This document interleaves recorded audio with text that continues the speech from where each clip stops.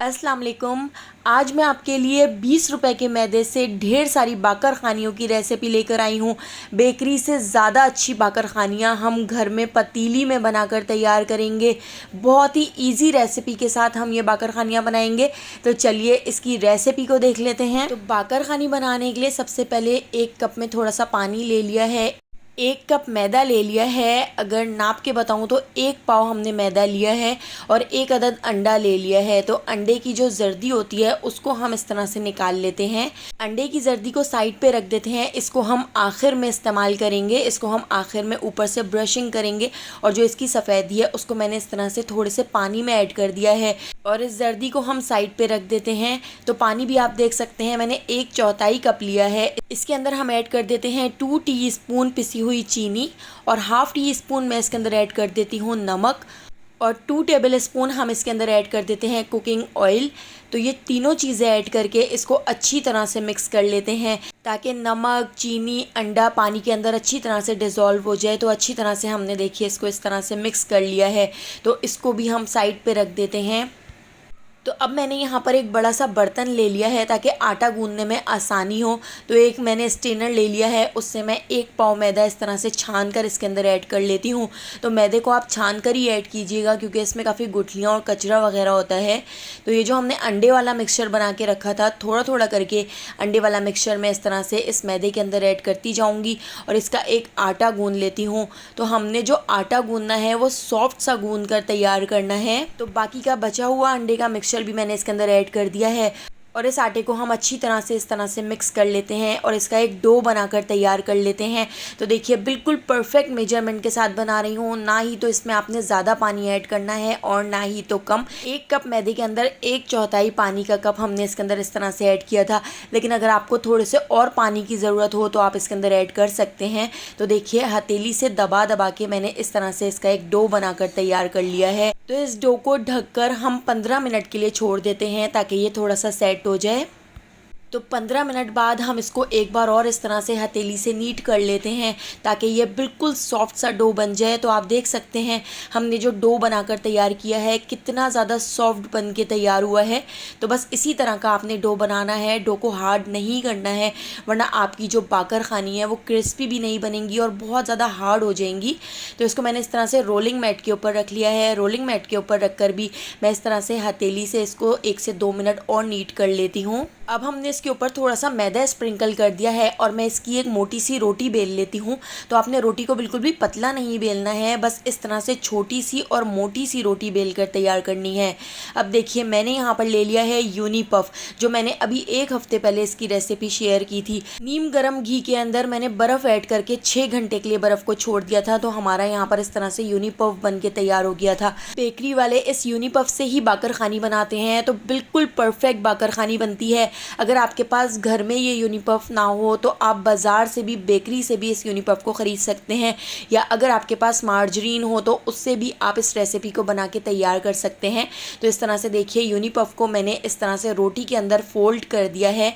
अब बेलन से हम इस तरह से टैप करते हुए इसको थोड़ा सा बड़ा कर लेते हैं। तो आपने इसको अभी बेलना नहीं है, अगर आप इसको बेलेंगे तो रोटी आपकी फट जाएगी और यूनी पफ बाहर निकल कर आ जाएगा। तो इस तरह से थोड़ा थोड़ा मैदा स्प्रिंकल करते जाएंगे और इस तरह से हम इसको थोड़ा सा बड़ा कर लेते हैं, हल्का हल्का सा इस तरह से बेल लेते हैं। जब आप घर में बिल्कुल इसी तरह से बाकर खानी बनाकर तैयार करेंगे तो आपकी बाकर खानी बिल्कुल परफेक्ट बनेगी और कभी आप बाहर से बाकर खानी नहीं ख़रीदेंगे। बहुत ही ईजी रेसिपी के साथ मैं आपको इस रेसिपी को बता रही हूँ। तो थोड़े से मैदे से ढेर सारी बाकर खानियाँ आप घर में बना के तैयार कर सकते हैं। तो आप देख सकते हैं मैंने इस तरह से इसको एक बार फोल्ड करके इस तरह से हम इसको ढककर 15 मिनट के लिए रख देते हैं। तो 15 मिनट हो चुके हैं। अब हम इसको इस तरह से और एक बार बेल लेते हैं। थोड़ा थोड़ा मैदा स्प्रिंकल करते जाएंगे और हम इसको इस तरह से बेल लेते हैं। अभी आप देख सकते हैं ये काफ़ी चिपक रही है और नीचे मैट के ऊपर लग रही है, लेकिन जैसे जैसे हम इसके ऊपर मैदा स्प्रिंकल करते जाएंगे और इसको बेलते जाएंगे तो ये सॉफ्ट सी रोटी बनकर तैयार हो जाएगी। तो इस तरह से अब रोटी को हमने थोड़ा सा बड़ा सा बेल लेना है। तो ये स्टेप आपने 2 बार करना है ताकि आपकी जो बाकर खानी है उसके ऊपर अच्छी सी लेयर आ सके। तो इस तरह से देखिए एक बार मैंने इसको बेल लिया है, एक बार बेलकर हमने इस तरह से इसको फोल्ड करके रख दिया था। अब दूसरी बार अब हम दोबारा से इसको फोल्ड करके इस तरह से रख देते हैं। तो ढककर दोबारा से मैंने इसको 15 मिनट के लिए रख दिया है। आपने इस स्टेप को 2 बार रिपीट करना है। अब देखिए कितना सॉफ्ट सा हमारा यहाँ पर इस तरह से डो बनकर तैयार हो गया है। अब दोबारा से मैंने इसके ऊपर थोड़ा सा मैदा स्प्रिंकल कर दिया है। अब हम दोबारा से इसकी एक बड़ी सी पतली सी रोटी बेल लेते हैं। तो देखिए इतनी पतली मैंने रोटी को बेला है। तो रोटी को आपने मोटा नहीं बेलना है, बड़ी सी और पतली सी रोटी बेलकर इस तरह से हम इसका एक रोल बनाकर तैयार कर लेते हैं। तो इस रोल से हमारी 12 बाकरखानियाँ बनकर तैयार हो जाएंगी। तो बीच से पहले मैं इसको इस तरह से कट कर लेती हूँ और इस तरह से 1-1 इंच के फासले से हम इस तरह से अपनी बाकरखानियों को कट करके निकाल लेते हैं। इस तरह से हमारी जो बाकरखानियाँ हैं उसके ऊपर बहुत अच्छी सी लेयर आएगी। तो अभी मैंने इस तरह से 6 बाकरखानियों को निकाल कर तैयार कर लिया है। तो अब आपने इसको बेलन से नहीं बेलना है, इस तरह से मैं इसको हथेली से प्रेस करके और इस तरह से फिंगर से मैं इसको थोड़ा सा बड़ा कर लेती हूँ। अगर आप बेलन से बेलेंगे तो इसकी लेयर ख़त्म हो जाएंगी। तो इस तरह से मैंने हाथ से इसको थोड़ा सा बड़ा कर लिया है। आप देख सकते हैं बिल्कुल पतला हमने इसको इस तरह से कर लिया है। आपकी बाकरखानी पतली होगी तो अंदर से भी बहुत अच्छी तरह से सिक सकेगी। क्योंकि हम इसको पतीली के अंदर बना रहे हैं तो बाकरखानी को आपने थोड़ा पतला ही रखना है। शुरू में जो हमने अंडे की जर्दी बचा ली थी उसके अंदर 2 टेबल स्पून दूध ऐड करके दूध को अच्छी तरह से मिक्स करके हमने इस तरह से बाकरखानियों के ऊपर दूध का और अंडे का ये मिक्सचर लगा दिया है। इससे हमारी जो बाकरखानियाँ हैं उसके ऊपर बहुत अच्छा सा कलर आ सकेगा।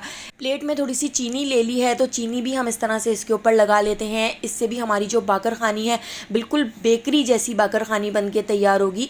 यहाँ पर मैंने थोड़े से सफ़ेद तिल ले लिए हैं तो सफ़ेद तिल भी हम इसके ऊपर स्प्रिंकल कर देते हैं। एक बेकिंग ट्रे ले ली थी, उसके ऊपर बटर पेपर रख लिया था और इस तरह से हम अपनी बाकरखानियों को इसके ऊपर रख देते हैं। अब मैं इसको बेक करने के लिए पतीली के अंदर रख देती हूँ। तो एक बाकरखानी बच गई थी, उसको मैंने इस तरह से कटोरी के ऊपर रख दिया था। 15 मिनट पहले इस पतीली को प्री हीट करने के लिए रख दिया था। इसको एक कपड़े से इस तरह से कवर करके लो से थोड़े से ज़्यादा फ्लेम पर, मतलब मीडियम फ्लेम पर आपने इसको पकाना है। आपने लो फ्लेम पर नहीं पकाना है वरना आपकी जो बाकरखानी है वो फूल नहीं सकेगी। तो देखिए मैंने इसको 15 मिनट मीडियम फ्लेम पर पकाकर फिर मैंने इसको आधे घंटे के लिए लो फ्लेम पर छोड़ दिया था। आप देखिए कितना ज़बरदस्त सा कलर आया है, कितनी परफेक्ट हमारी यहाँ पर बाकरखानियाँ बन के तैयार हुई हैं। और ऊपर से आप इसका कलर भी चेक कर सकते हैं। मैं आपको इसको तोड़कर भी दिखाऊंगी।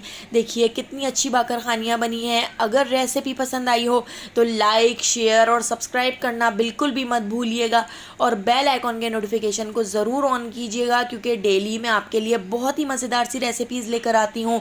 तो उन सारी रेसिपीज़ का नोटिफिकेशन आपको फ़ौरन मिल सकेगा और आप मेरी सारी वीडियोज़ वॉच कर सकेंगे। तो आने वाली वीडियो तक मुझे दीजिए इजाज़त। अल्लाह हाफ़िज़।